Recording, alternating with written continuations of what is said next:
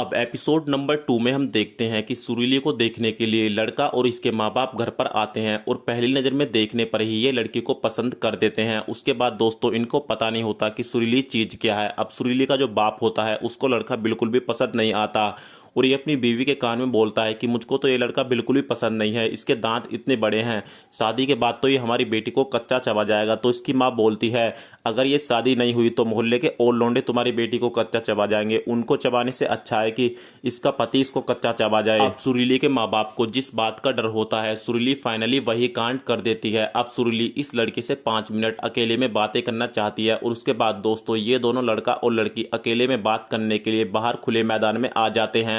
अब सुरीली अपने होने वाले पति को बोलती है कि मैं शादी से पहले सब कुछ कंफर्म करना चाहती हूँ, हमारे बीच सब कुछ क्लियर होना चाहिए।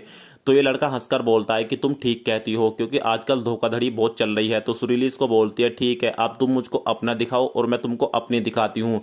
बस दोस्तों इस बात को सुनते ही ये लौंडा अपने माँ बाप को लेकर यहाँ से भाग जाता है और इस तरीके से सुरीली अपना ये वाला रिश्ता भी तोड़ देती है। अब पड़ोस में सुरीली एक लड़के के घर पर आती है और इसकी बीवी को बोलती है कि तुम्हारा पति मेरे साथ रोजाना 2 से 3 घंटे गंदी वाली बातें करता है और बोलता है कि यार जो मजा तुम्हारे साथ आता है वो मजा मुझको अपनी बीवी के साथ बिल्कुल भी नहीं आता क्योंकि मेरी बीवी एक बासी सब्जी की तरह है। बस दोस्तों इस बात को सुनते ही इसकी बीवी अपने पति में लठ बजाना शुरू कर देती है।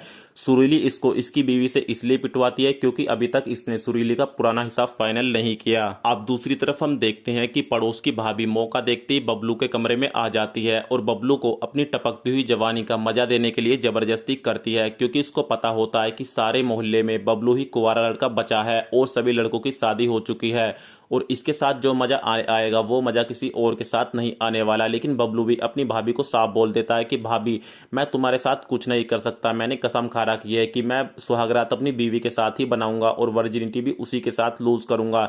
लेकिन भाभी इस बात को मानने के लिए बिल्कुल भी तैयार नहीं होती और बबलू के साथ जबरदस्ती करती रहती है। फिर बबलू बड़ी मुश्किल में भाभी को बाहर भगा देता है और इस तरीके से इसकी जान बच जाती है। और दोस्तों कहानी का एपिसोड नंबर 2 भी यहीं पर समाप्त हो जाता है।